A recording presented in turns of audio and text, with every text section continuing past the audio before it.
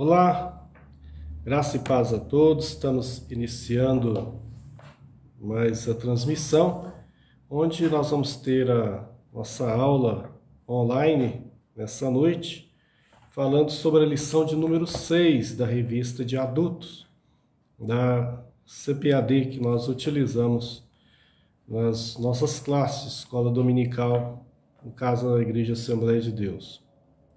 O título da lição dessa lição que estaremos estudando é a sutileza das ideologias contrárias à família. Então, a verdade prática diz assim: dentre muitos perigos que a sociedade contemporânea enfrenta, aqueles que de natureza ideológica que planejam destruir a família. Isso aqui é então, o texto Verdade Prática, feito pelo comentarista, pastor José Gonçalves, sobre essa lição. Aí já mostra a síntese do que ele vai estar abordando nessa lição. Uma coisa interessante sobre esse comentário, eu gosto muito dos comentários do pastor José Gonçalves, mas eu notei que durante essa lição, ao falar de ideologia, ficou faltando algo. O que ficou faltando? Não há menção de nenhum ideólogo, não há o nome de nenhum ideólogo, nenhum filósofo, e sendo que estamos falando de ideologia. Ideologia, no senso comum, é um conjunto de ideias, mas existem algumas definições sobre ideologia. Existe o sentido clássico, que vai muito nesse aí, um conjunto de ideias, uma sociedade, mas existe o sentido crítico, O sentido crítico já são ideias utilizadas por um grupo para dominar outro, Seria o sentido crítico. Mas o senso comum é isso, é um conjunto de ideias que vai nortear um grupo, uma sociedade. Mas aí ele fala que é ideologias contrárias à família. Então, que ideologias são essas? O que está acontecendo?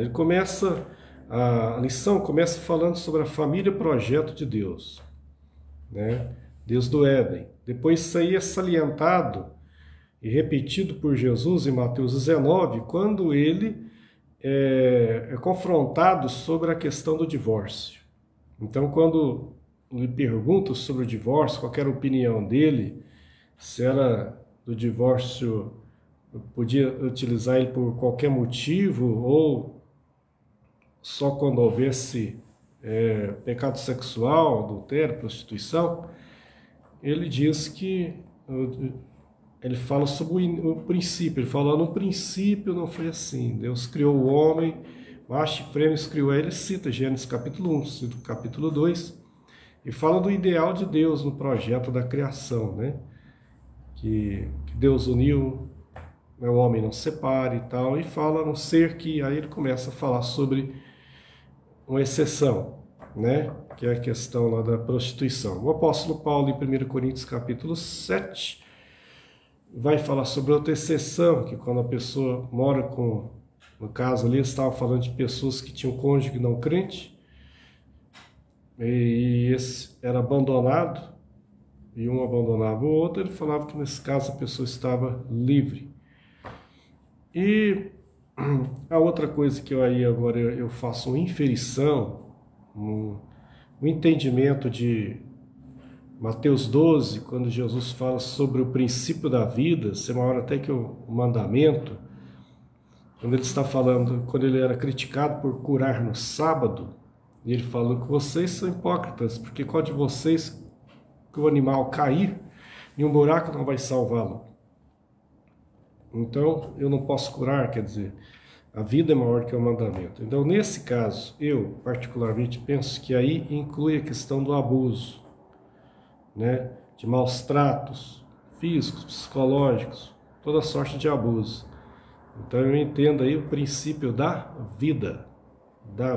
Pessoa que sofre abuso, tortura, toda sorte de violência, seja emocional, seja física. Então aí o princípio da vida. Fora isso, eu não consigo enxergar outras possibilidades biblicamente falando. Então, Jesus pega e fala sobre o princípio do Gênesis. O comentarista está falando, a família é um projeto de Deus. Foi Deus que instituiu a família. A Igreja Católica diz que o casamento é um sacramento. A Igreja, os protestantes já entendem como sacramento apenas 2 sacramentos, Santa Ceia e batismo em água. Mas entendemos que o casamento não é um sacramento, mas é uma instituição divina. Deus a instituiu desde do Éden, né, no princípio da criação. Então, a família é um projeto de Deus, não é do homem, é de Deus. Foi Deus que criou o primeiro homem, a primeira mulher, e ali formou-se a primeira família, e a Bíblia diz que Deus viu que era bom e os abençoou. É um projeto de Deus. Depois, ele fala sobre que ela também é a célula máter da sociedade. Sim, a base da sociedade são as famílias. E o inverso também é verdade, né? E assim como também a família é base da própria igreja, né? Como também como a sociedade como um todo. Aí entra no tópico 2, os fundamentos da família cristã. Então, o casamento que a Bíblia salienta no Novo Testamento, ele é monogâmico, porque a gente vê poligamia e bigamia no Antigo Testamento. A gente via, né? E não que foi, Deus não instituiu isso. Houve uma permissão, né? Era um tempo diferente, uma época completamente diferente, até bárbara, vamos dizer assim. Quando chega o Novo Testamento, o princípio da monogamia é salientado novamente. E é claro que houve, como o mundo grego-romano tinha poligamia, como os outros povos, e como o cristianismo foi entrando, é claro que pessoas nessa condição vieram para a igreja. E como tal foram recebidos. Mas quando começou-se a constituir as lideranças das igrejas que estavam sendo formadas, quando Paulo escreve a sua carta, a 1 Timóteo, escrevendo uma carta pastoral a um jovem pastor, e ao orientá-lo como deveria separar bispos, diáconos, quer dizer, oficiais da igreja, ele orienta que tal pessoa deveria ser marido de uma só mulher. É porque eles estavam nesse contexto de pessoas que tinham, né, mais de um cônjuge, né, tinham concubinas, tinham outro esposo e tal, e assim vieram para a igreja. Ele falou, olha, no momento de separar a liderança da igreja tem que ser modelo da comunidade, então que o bispo seja marido de uma só mulher, quer dizer, salientando o casamento monogâmico, para depois aí ficar como regra para toda a comunidade cristã. E modelo para essa comunidade que estava formando. Então, em primeiro lugar, o casamento salientado no Novo Testamento é o casamento monogâmico, não polígamo nem bígamo. O que mais? Ele é também um casamento heterossexual, né? É salientado que Jesus falou, né? O princípio da criação, ele sempre evoca o princípio da criação. Deus os criou homem e mulher, macho e fêmea.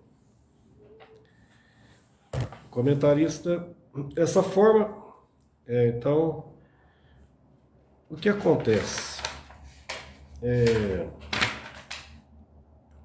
O casamento também é indissolúvel, né? E aí, com exceção daquelas exceções, e tem que ser exceções e não regra, e não fazer que as exceções virem regra, porque muitas vezes a gente vê hoje quantidade de divórcios por qualquer motivo, a verdade é essa, que tenha ocorrido aí no meio da sociedade, no meio também dos cristãos, e isso é terrível, O casamento tem que ser salientado que ele é indissolúvel, né? Que Deus não juntou, não separe o homem. A não ser que seja coisas que realmente insuportáveis sob todos os pontos de vista que nós salientamos aqui, né? No caso do adultério, se não houver perdão, no caso do abandono e o caso da violência, do abuso, o princípio da vida que eu falei. Mas exceções, não regras. E aí sim, ele vai entrar no tópico 3 e falar sobre a sutileza da nova configuração familiar. E aí ele cita então a decisão do STF, do Supremo Tribunal Federal do Brasil, de 2011, quando ele reconheceu, diante de que o judiciário ele só se manifesta quando ele é provocado. Então, houve ação na justiça de caso certamente passou por primeira instância, segunda instância e chegou no STF, que houve uma interrupção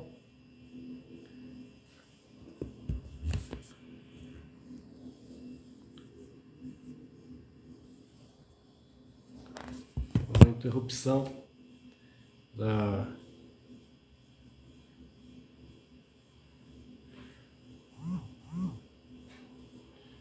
houve interrupção aí na internet, peço desculpa, nós voltamos a continuar a falar sobre a lição aqui, lição de número 6, as sutilezas das ideologias contrárias à família. Falando agora sobre o tópico 3, a sutileza da nova configuração familiar. Quando aqui o comentarista então fala sobre a decisão que houve em 2011 do STF, do Supremo Tribunal Federal, que reconheceu as uniões homoafetivas. Ele reconhece, interpretando a própria Constituição, e reconhece essas uniões, porque a Constituição de 88, ela falava também sobre mulher, então teve que haver uma interpretação em cima da ação judicial que estava lá perante eles. Então, como também não havia legislação sobre o assunto, aprovado pelo Congresso Nacional. Então, eles fazem uma interpretação à luz da Constituição, a partir da dignidade humana e tal, e reconhece a união homoafetiva como uma união também heterossexual, garantindo os direitos aos homoafetivos a também ter direito, né, no caso aí, pensão, né, depois o STJ, no final do mesmo ano, em outubro do mesmo ano, a partir da decisão do STF, aplicou o reconhecimento do STF aos casamentos, porque a decisão falava união homoafetiva, né? União já estável e tal. Mas aí o STJ reconhece como também se aplicada para casamentos homoafetivos. E depois o Conselho Nacional de Justiça, CNJ, publica então, baseado nessas decisões, tanto do STF como do STJ, resolução para que os cartórios não se recusassem mais a celebrar casamento civil de pessoas de união estável, de pessoas do mesmo sexo. Então, isso é o que está vigente hoje no nosso país. Existem outros países que também têm decisões similares, têm tido decisões similares a esse que teve aqui no Brasil. Então, essa nova configuração familiar pela justiça brasileira provocou reações entre os cristãos, né, entre os evangélicos mesmos, havendo inclusive preocupação, né, das igrejas se isso também se estenderia aos templos, né? Se agora os pastores teriam que ser obrigados também a celebrar casamentos homoafetivos. Então essa foi a preocupação. O que antes o comentarista havia falado? Que o Novo Testamento reconhece o casamento como monogâmico e até heterossexual, que não existe, então, aqui no comentário do Zan ele fala, não há terceiro sexo. Aí sim a gente entra agora na questão das ideologias. Agora sim, a gente existe. Nos últimos anos, tem sido falado sobre ideologia de gênero. É interessante que surgiu em 1990 um livro,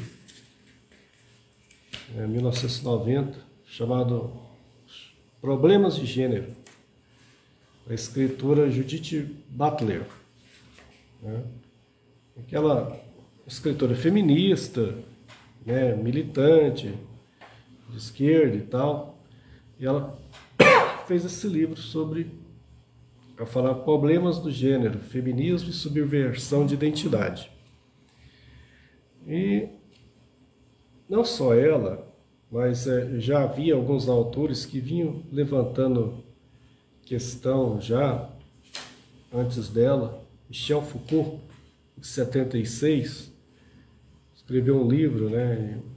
Acreditava-se que ele ia até terminá-lo, falando sobre as questões de sexualidade.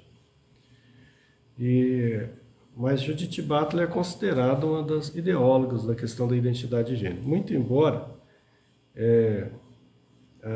esse termo ideologia de gênero, um dos primeiros que usou ele foi o cardeal católico Joseph Ratzinger, em 1997, onde ele fala que estavam surgindo ideologias de gênero, né, combatendo a família e tal. Isso em 1997. O cardeal Joseph Ratzinger, alemão, se tornaria no ano 2005 o Papa Bento XVI, né? Ele é um respeitado teólogo católico. Esse termo de ideologia de gênero depois passou a ser utilizado também muitos pelos evangélicos. Na última década, surgiu algumas propostas do MEC de introdução de ensino de sexualidade para as escolas, né? E havia a ideia que era preciso ter essa educação sexual nas escolas para combate à homofobia, né, a violência contra grupos minoritários, como o grupo de LGBT+, né, que agora assim se intitulam. Só que houve muita pressão e muito disso aí nem vigorou, nem foi aprovado da forma como eles queriam colocar no plano PNA, né, no Plano Nacional, PND, Nacional de Educação, PNE. E surgiu ideias no sul do Brasil, na época, da chamada Escola Sem Partido. E os cabeças desse movimento falavam que era para combater a ideologia de gênero, combater o ensino de marxismo, socialismo, né, entre os jovens. Então essa era a ideia de que o professor não poderia falar de determinadas coisas em sala de aula, senão os pais poderiam processá-lo. E algumas prefeituras chegaram a implantar, através de suas câmaras municipais. Mas no ano 2017, o então Procurador-Geral da República, Rodrigo Janot, considerou tais projetos como inconstitucional. E em 2020, então, o Supremo Tribunal Federal realmente declara que ele é inconstitucional e praticamente sepultou o assunto, pelo menos por enquanto. Acontece que quem criou essa ideia aí não esqueceu de um detalhe. Porque ele poderia ter as melhores das boas intenções, né? Mas esqueceu que isso aí também poderia ser aplicado contra professores evangélicos. Então teriam que ter muito cuidado, que conforme for o que a pessoa falasse lá, ele poderia ser criticado, processado, dizendo, olha, está querendo incutir a religião aqui no meu filho, alguma coisa, né? Então isso aí tinha uma vertente dos dois lados e a pessoa, quem projetou isso, não pensou no outro lado da questão. Não pensou que poderia ser usado contra também. Ou seja, uma arma que poderia cortar de dois lados, né? Mas não foi aprovado. As pessoas que defendem isso aqui geralmente não concordam com esse termo ideologia de gênero. Diz que isso aí não existe. O correto é identidade de gênero. Eles estão dizendo o seguinte, que não existe, os defensores desse falam que a identidade de gênero consiste que os seres humanos nascem iguais. Então não se nasce homem e mulher, masculino e feminino. Mas a definição de ser masculino ou feminino é uma construção, é um produto cultural, histórico-cultural. É um produto social. E não se nasce, se torna. Resumindo, seria isso que é a defesa. Que não se nasce uma mulher, a pessoa escolhe o gênero depois. Eu vi um vídeo no YouTube, ele está aí no YouTube, Drauzio Varela, Ideologia de Gênero, onde ele é claro que tem uma visão diferente um pouco, né? Mas tem hora que ele fala sobre a questão biológica, como médico, e aí é interessante o que ele fala, né? Que até determinados meses da gestação, se eu não me engano é o sexto, ali não há uma formação ainda do órgão sexual, seja masculino ou feminino. Então até aquele momento pode-se até dizer que é igual, né? Tanto homem como mulher. Mas depois disso logo tem a formação, ou do órgão masculino ou do órgão feminino. Então dizer que não se nasce como mulher se torna, na verdade é uma mentira. Porque biologicamente se nasce sim, ou se nasce homem, ou se nasce mulher. Né? É o princípio da criação, não que se torna, como eles dizem. E aí vem o que se ensina hoje, né? Que é a questão cisgênero, transgênero, né? Não binário ou binário, né? A teoria queer, né? Que diz que, na mal definição, a pessoa, às vezes, ele pode nascer com determinado órgão masculino, mas ele não se identificar com aquele órgão masculino. Ele se identificar como uma pessoa de outro sexo, mesmo não tendo o órgão masculino a quem ele está se identificando. Então é isso aí que é a questão queer, né? Que a pessoa tem um corpo, nasce com um corpo de determinado sexo, mas ele se sente no corpo errado, ele se sente que deveria ter nascido de outra forma. Então, hoje, quando se fala que uma pessoa é cisgênero, eles estão dizendo que a pessoa se identifica com o sexo do corpo que ele nasceu. E o transgênero é aquela pessoa que não se identifica com o sexo, corpo que ele nasceu. Né? É isso aí. Então, a questão da ideologia de gênero é isso. Agora, qual que é o princípio bíblico? O princípio bíblico é aquele que está lá. Né? É o que está lá. Em Gênesis capítulo 1, em Gênesis capítulo 2, em Mateus capítulo 19, onde é falado sobre o princípio da criação. Então, é aí que está a questão. O que nós, como cristãos, temos que reconhecer e tomar muito cuidado? As Nações Unidas, hoje, elas reconhecem, né,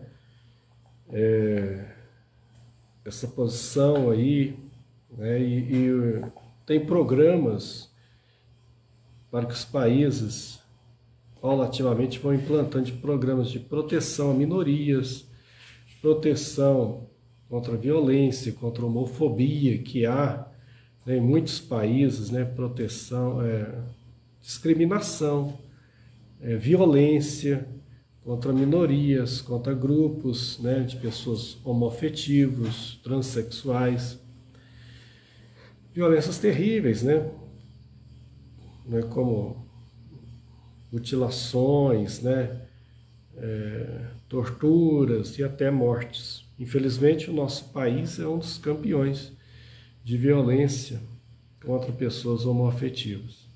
E nós temos que, como cristãos, ser contra a violência contra qualquer ser humano, contra a discriminação contra qualquer ser humano. Também temos que ser contra a homofobia, sim, né? Que é a violência contra determinados grupos de pessoas. O respeito, o direito, né, como cidadão, como pessoa, de qualquer pessoa, né? E direito é direito. E todos têm que ser tratados com dignidade, com respeito, né? Isso aí que tem que ser ensinado.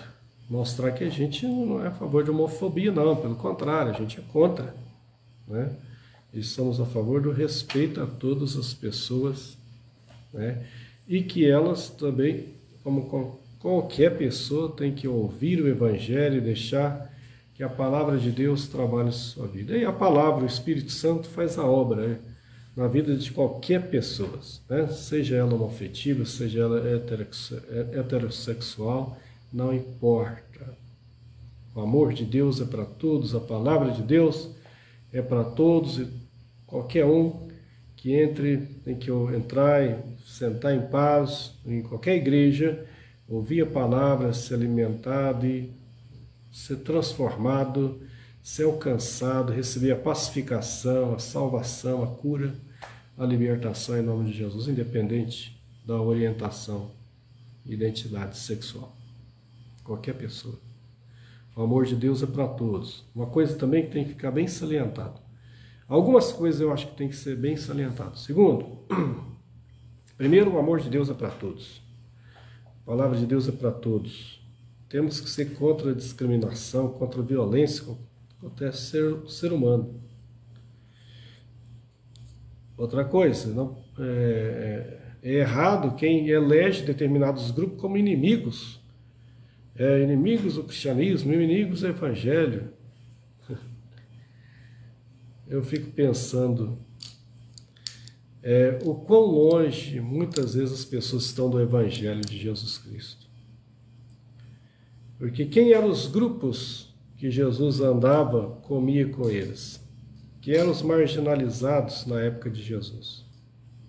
Quem que era naquela época? Quem que são os de hoje? Se Jesus estivesse exercendo seu ministério hoje, o que seria então se ele conversasse, comesse, acolhesse determinadas pessoas? Como seria julgado hoje? Eu acho que seria da mesma forma como ele foi naquela época. Agora, isso não significa concordância com determinado tipo de comportamento. E não significa também que a gente é a favor que nossos filhos tenras crianças, né, crianças, adolescentes, jovens, né, sejam instruídos para que todo tipo de comportamento é normal e é correto. Não, não é isso. Nós somos cristãos, temos a palavra de Deus como regra de fé. O nosso entendimento é esse, é o princípio da criação que está aqui em Deus.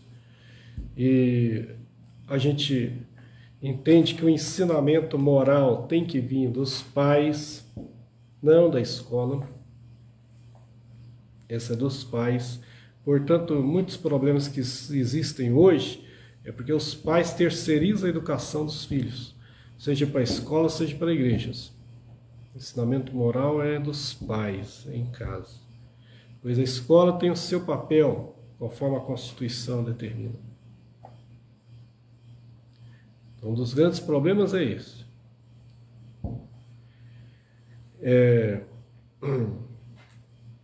Então, não discriminar, no entanto, ficar salientado qual é a posição, né, bíblica, sadia, que acreditamos. Esse é um ponto. O outro é a questão do acolhimento, da aplicação do amor de Deus a todas as pessoas. E não eleger grupos como inimigos, até porque não são pessoas que são inimigos de Cristo, do Evangelho. Paulo fala que a nossa luta não é contra a carne nem o sangue, mas contra os principados e potestades que habitam esse mundo espiritual tenebroso. Né? Em vez de ficar levantando bandeiras contra isso, contra aquilo, prega o Evangelho como ele é, pregue Jesus, pregue o amor de Deus. E deixe que a palavra e o Espírito Santo, ela faz o trabalho que tem que fazer. Ela faz aquilo que a gente não pode fazer. Aquilo que nós não vamos jamais conseguir fazer. Só a palavra e o Espírito faz. Mas aí você tem que crer mesmo no Espírito Santo. E crer mesmo que a palavra de Deus, que o Evangelho é poder de Deus para a transformação de todo aquele que crê, conforme diz Paulo em Romanos capítulo 1, versículo 15, 16. Acreditar nisso. Não ficar só fazendo campanhas contra determinados grupos de pessoas. Para que isso aí? Jesus não ensinou a fazer isso. Acolha, receba, mas ao mesmo tempo, ensine qual que é a posição correta do seu filho para as pessoas de sua comunidade, né? Essas coisas têm que ficar bem separadas. Então, existem ideologias, sim. Muitas ideologias aí, que tentam... E algumas, você vê, a questão de 1990, ano 2000 e pouco para cá, né? Tanta coisa surgindo aí que não é brincadeira. Agora, existem coisas que sempre existiram, né? A questão da homossexualidade, né, ou homoafetividade, como eles gostam, isso aí sempre existiu. Sempre existiu.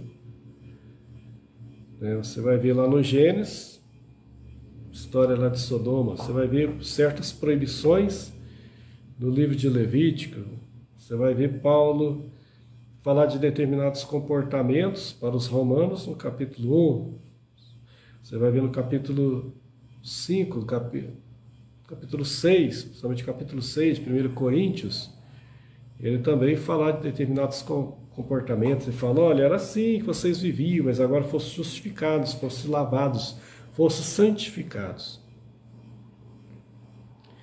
Então sempre existiu. O mundo grego-romano era terrível. Existem coisas na Grécia Antiga, na Roma Antiga, que o mundo atual tem coisas agora que parece jardim de infância perto do que acontecia naquela época lá. No entanto, você não vê nem Jesus nem Paulo levantando certas bandeiras aí e certas marchas. Você não vê. Vê eles pregando o Evangelho, pregando a palavra, deixando que a palavra transforme as pessoas. Certo? Agora, ensinamento deve ser feito, deve ser explicar o perigo, porque a gente está vivendo uma época tão complicada, tão difícil, principalmente aí pessoas que estão em formação como ser humano, seja criança, seja adolescente, né?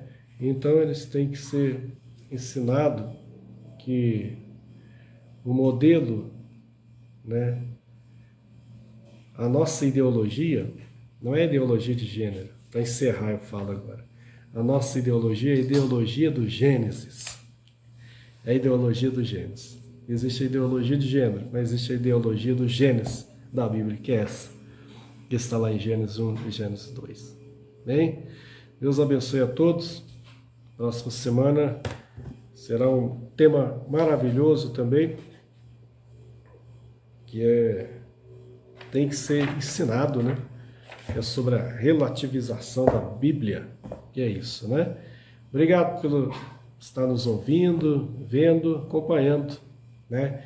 Essa aula online e até a próxima, se Deus quiser. Deus abençoe, muito obrigado por estar nos acompanhando.